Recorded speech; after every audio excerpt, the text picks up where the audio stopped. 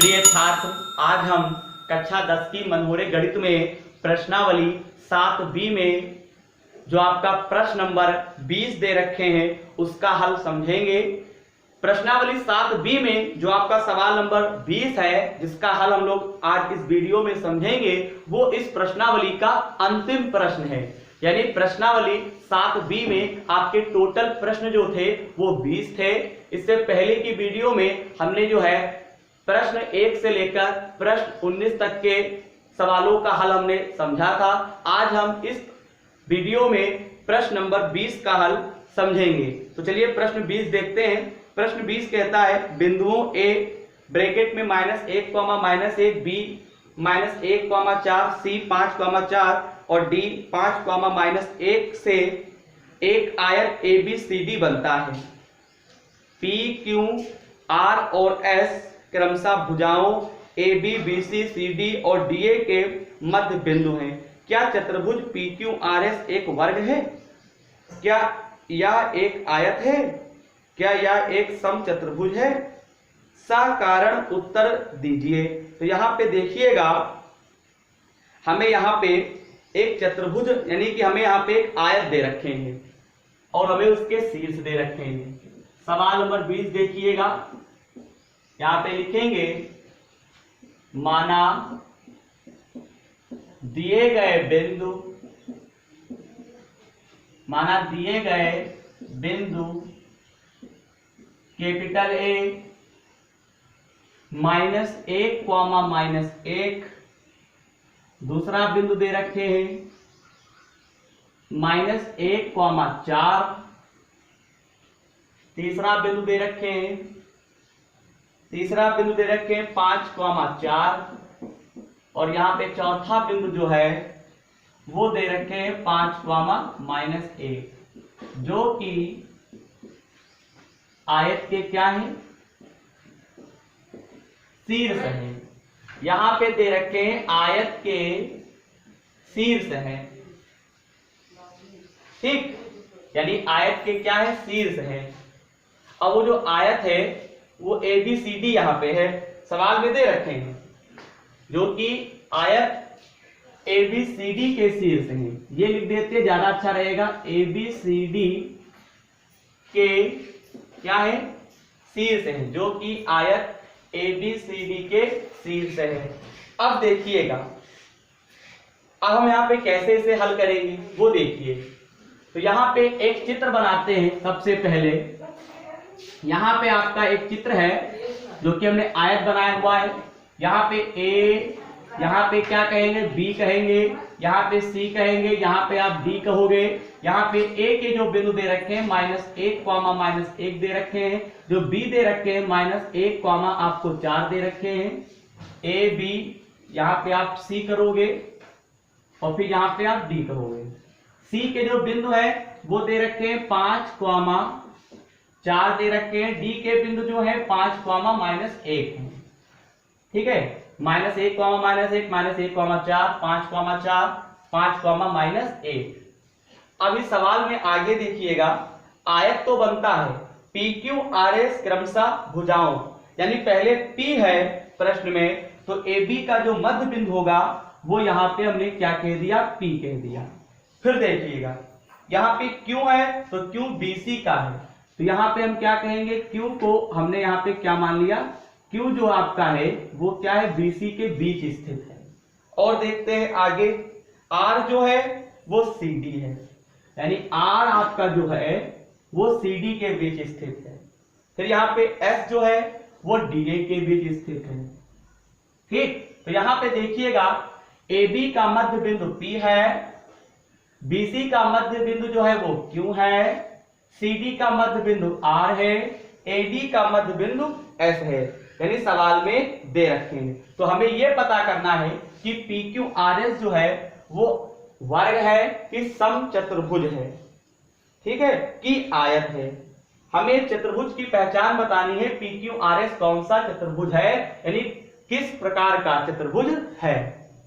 तो यहां पे देखिएगा, P को हम इन बिंदुओं को आपस में मिला देते हैं। तो यहां पे देखिएगा, हमें एक चतुर्भुज प्राप्त हुआ। पी क्यू आर एस, हमें ये देखिए हमें पता नहीं है कि कौन सा चतुर्भुज है।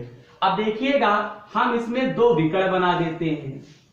P को अगर हम R से मिलाएंगे तो ये पहला विकर्ण, S को अगर हम Q से मिलाएंगे तो ये दूसरा विकर्ण हो जाएगा। तो देखिएगा हम PQRS जो है चतुर्भुज दे रखा है उसका प्रकार हम तभी बता सकते हैं जब हमें PQRS के हमें निर्देशांक पता हो। तो चलिए P के निर्देशांक पता करते हैं, फिर Q के पता करेंगे, फिर R के पता करेंगे, फिर S के पता करेंगे। यहां पे लिखेंगे बिंदु P जो है AB का क्या है, मध्य बिंदु है। बिंदु P जो है AB का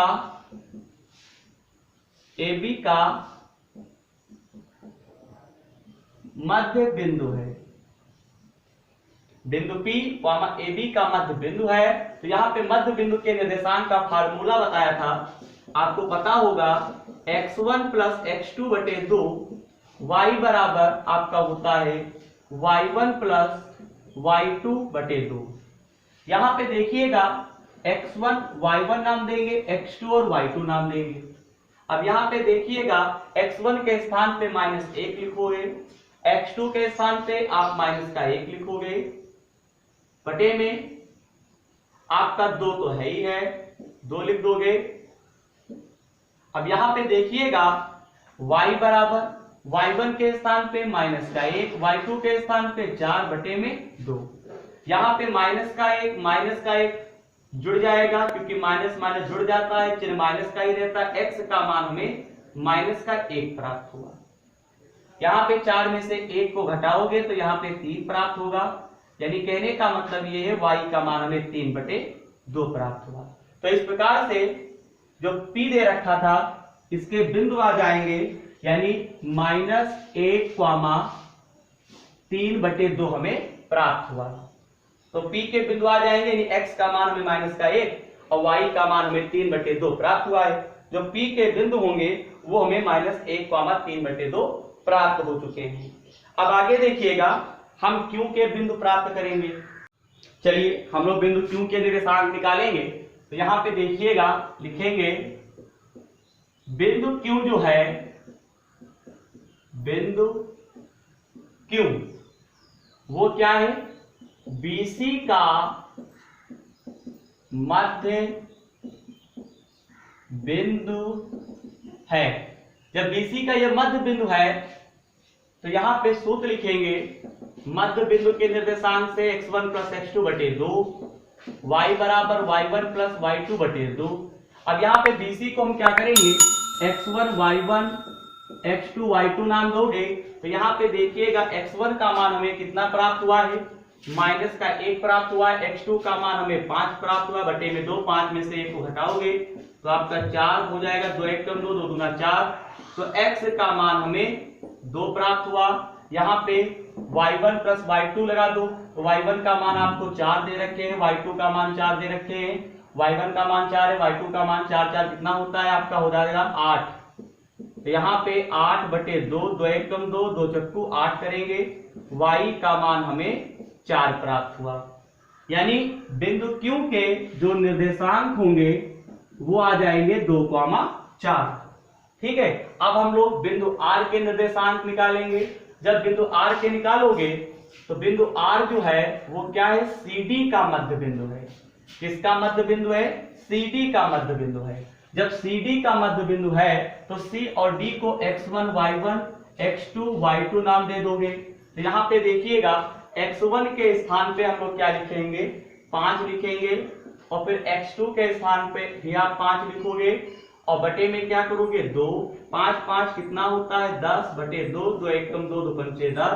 x का मान कितना प्राप्त हुआ, 5 प्राप्त हुआ। ठीक है। अब यहाँ पे y बराबर निकालो, y1 के स्थान पे -1, y2 के स्थान पे आप 4 लिखोगे, बटे में 2, 4 में से 1 को घटाओगे तो यहाँ पे आपका 3 बचेगा। यानी x का मान 5 और y का मान हमें 3 बटे 2। तो बिंदु Q के नहीं, बिंदु R के निर्देशांक आ जाएंगे। बिंदु R के निर्देशांक आए हैं 5, 3 बटे 2 आए हैं। अब हम लोग क्या करेंगे, एस के निकालेंगे। तो यहां पे लिखेंगे बिंदु एस जो है वो क्या है, एडी का मध्य बिंदु है। क्या है, एडी का मध्य बिंदु है। और जब ये एडी का मध्य बिंदु है ना, तो यहां पे डी और ए को x1 y1 x2 y2 नाम दे दोगे। तो यहां पे देखिएगा, यहां पे x1 का जो हमें मान प्राप्त हुआ है तो -1, x2 के स्थान पे 5/2, 5 में से 1 को घटाओगे तो 4 बचेगा, 2 एकम 2, 2 दूना 4 हो गया। x का मान हमें कितना प्राप्त हुआ, 2 प्राप्त हुआ। y बराबर y1 के स्थान पे हम क्या लिखेंगे, -1, और y2 के स्थान पे भी आप क्या लिखोगे, -1 लिखोगे। बटे में क्या करोगे, आपका 2 हो जाएगा, क्योंकि -1 यहाँ पे -1 माइनस जुड़ जाएगा तो -2, 2 एकम 2, 2 एकम 2, y का मान हमें -1 प्राप्त हुआ। तो इस प्रकार से बिंदु S के जो निर्देशांक होंगे वो आपका हो जाएगा 2, -1 हो जाएगा। तो यहां पे देखिएगा सवाल नंबर जो 20 है उसमें आयत दे रखा था ABCD, और उसमें जो है PQRS एक चतुर्भुज था उसके अंदर। तो यहाँ पे चतुर्भुज PQRS के यहाँ पे निर्देशांक आए हैं, यानी P के आए हैं -1, 3/2, और यहाँ पे जो Q दे रखा है 2, 4 आया हुआ है, और यहाँ पे जो R दे रखे हैं तो R का यहाँ पे मान जो है वो यहाँ पे आया है 5, 3/2, और यहाँ पे जो आपका S है तो S का मान 2, -1 हमें प्राप्त हुआ है। अब यहाँ पे PQRS के हमें बिंदु जो है प्राप्त हो चुके हैं, यानी निर्देशांक प्राप्त हो चुके हैं x और y के मान। अब हम यहाँ पे भुजाएं निकालेंगे। सबसे पहले हम PQ निकालेंगे। PQ बराबर जब आप निकालोगे तो सूत्र लिखोगे बीच के दूरी का x2 - x1 का whole half square, y2 - y1 का होल हाफ स्क्वायर। यहाँ पे एक बिंदु ले लीजिए, P के बिंदु कौन से हैं, -1, 3/2, और यहाँ पे क्यों के देख लीजिए 2, 4 है। नाम दो x1 y1 x2 y2 कह दो। तो यहाँ पे लिखेंगे x2 के स्थान पे 2, x1 के स्थान पे -1 प्लस हो जाएगा, y2 के स्थान पे 4, y1 के स्थान पे 3/2 का होल हाफ स्क्वायर करेंगे। यहाँ पे देखिएगा 2 और 1 कितना होता है, 3 होता है। यहाँ पे देखिएगा बड़ा करोगे 2 × 8 -3/2 हो जाएगा, होल हाफ स्क्वायर करेंगे। यहाँ पे देखिएगा 3 का स्क्वायर का मतलब 9 होता है, 8 में से 3 को घटाओगे तो आपका 5 बचेगा, 5/2 का होल हाफ स्क्वायर। इसको आप जरा सॉल्व करो तो यहाँ पे 9 हो गया, 5 के ऊपर 2 का मतलब आपका 25, बटे में आपका 4 निकलेगा, 4 की गुणा 9 से करेंगे तो 4 9 आपका 36 हो गया, प्लस का यहाँ पे 25, बटे में आप 4 लिखोगे। यहाँ पे देखिएगा जोड़ दिए 36 और 25 कितने होते हैं, यानी 30 और 20 50 55 61, यानी 61 और 4 का रूट निकाल लीजिए 2, यानी रूट में 61 बटे आपका 2 आ गया। ये किसका मान प्राप्त हुआ है, PQ का मान प्राप्त हुआ है। यानी जो PQ है वो हमें कितना प्राप्त हुआ है, रूट में 61/2 प्राप्त हुआ है। ठीक, रूट में 61/2 प्राप्त हुआ है। अब हम लोग क्या करेंगे, PQ निकाल चुके हैं, अब हम लोग क्या करेंगे, QR निकाल लीजिए। यहां पे अब हम लोग क्या करेंगे, QR निकालेंगे।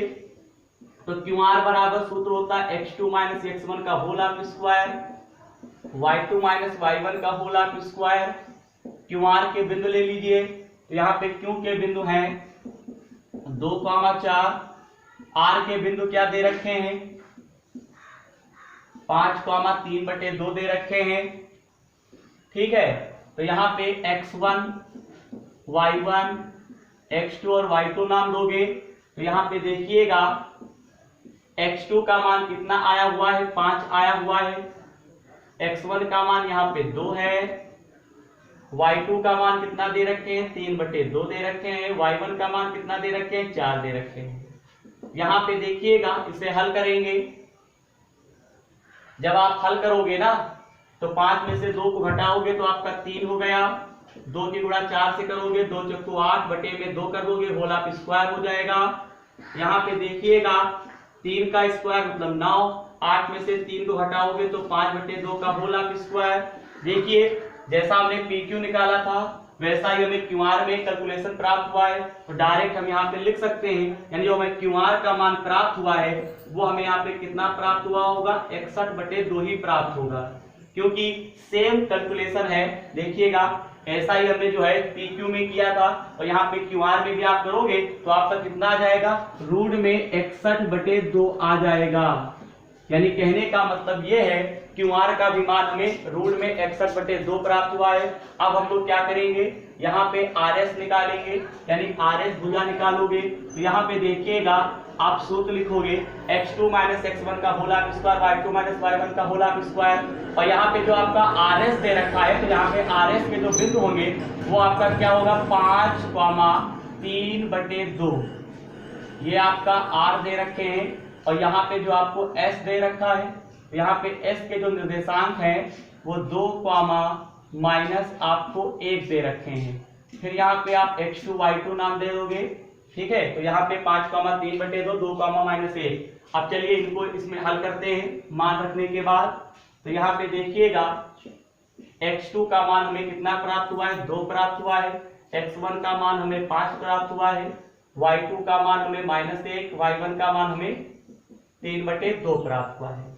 अब यहाँ पे 5 में से 3 को घटाओगे 2 बचेगा, नहीं 5 में से 2 को घटाओगे -3 बचेगा।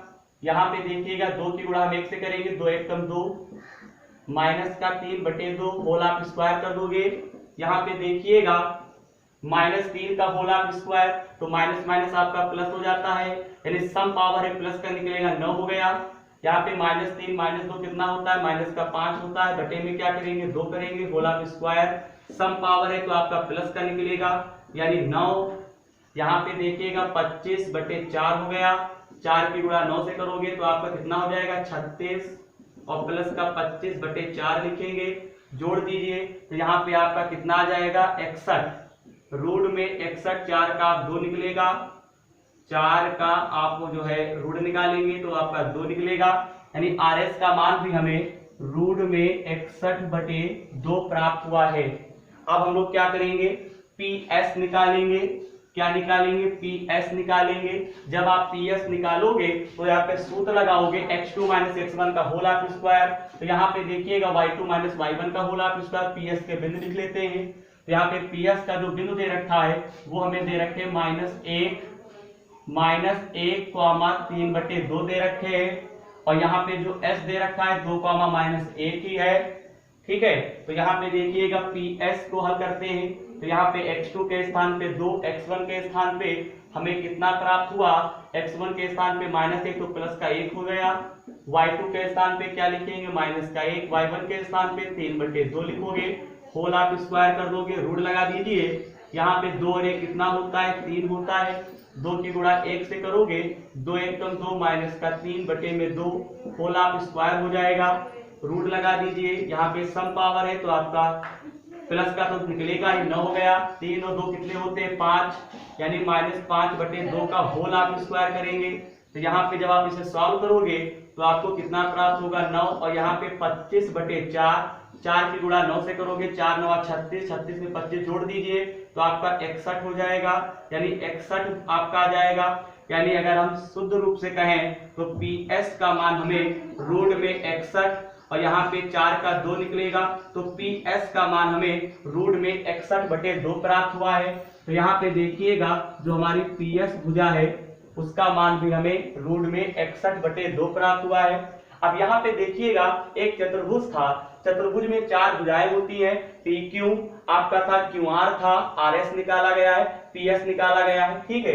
यानी चारों भुजाएं यहाँ पे हम लोग निकाल चुके हैं। अब देखिएगा चारों भुजाएं निकालने के बाद अब हम इसके विकर्ण निकालेंगे, लेकिन चारों भुजाएं जो है वो क्या है, समान है। तो यहाँ पे चारों भुजाएं समान है। अब हम लोग क्या करेंगे, इसके विकर्ण निकालेंगे। तो चलिए विकर्ण निकालते हैं। तो इसमें 2 विकर्ण हैं, तो पहला विकर्ण निकालते हैं। चलिए नाम दे देते हैं QS, चाहे QS लिखो चाहे SQ लिखो, कंफ्यूज मत होइएगा।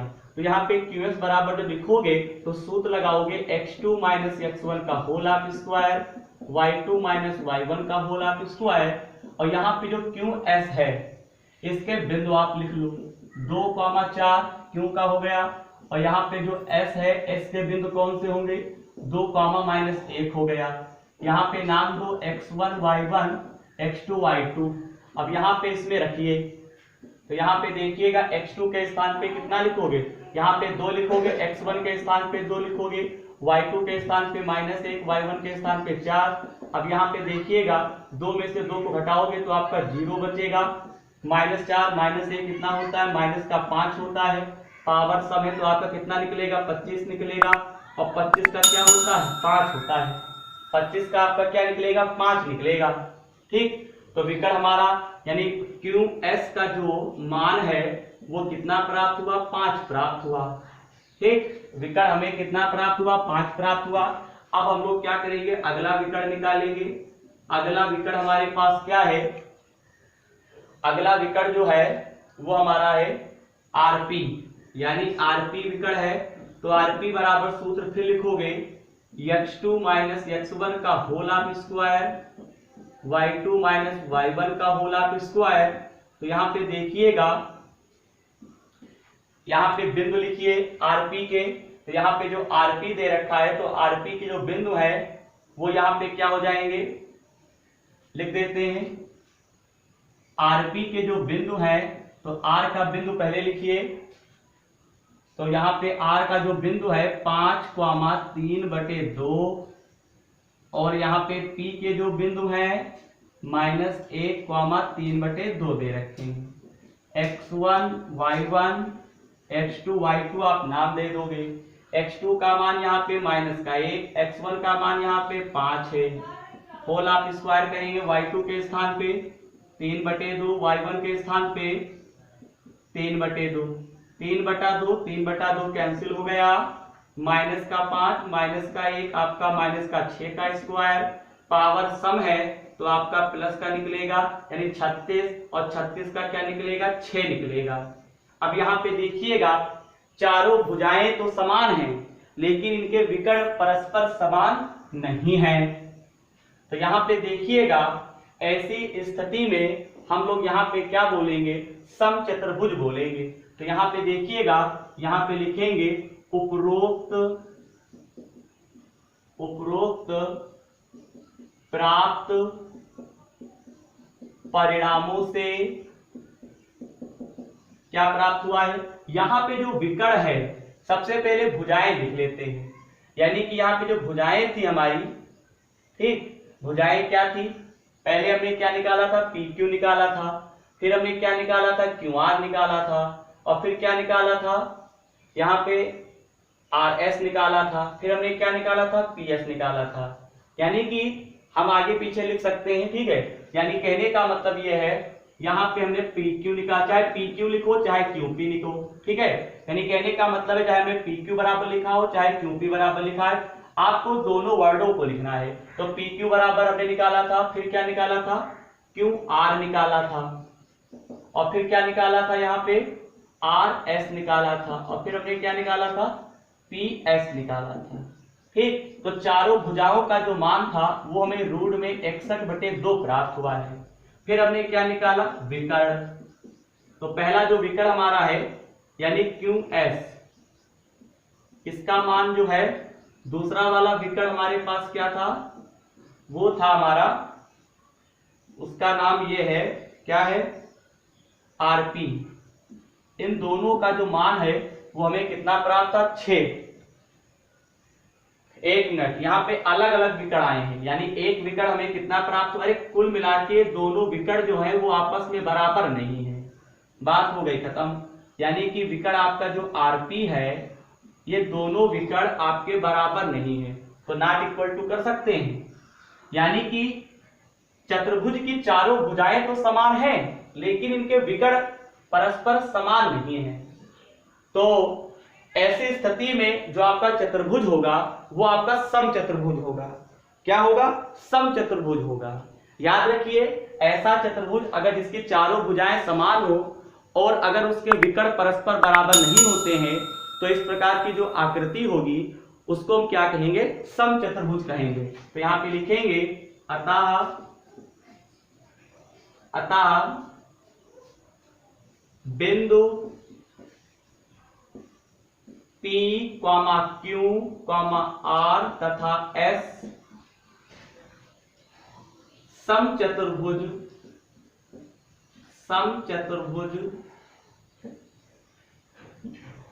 P, Q, R, S के क्या है, शीर्ष हैं। ठीक, यहां पे लिखा है अतः बिंदु P, Q, R तथा S समचतुर्भुज P, Q, R, S के शीर्ष हैं। और क्यों समचतुर्भुज के शीर्ष हैं, क्योंकि चारों भुजाएं समान हैं और इनके विकर्ण जो है समान नहीं है, इसलिए दी गई जो आकृति होगी यानी P, Q, R, S वो आपका क्या होगा, समचतुर्भुज होगा। इस प्रकार से प्रश्नावली 7B में जो आपका सवाल नंबर 20 था उसका हल कंप्लीट हुआ।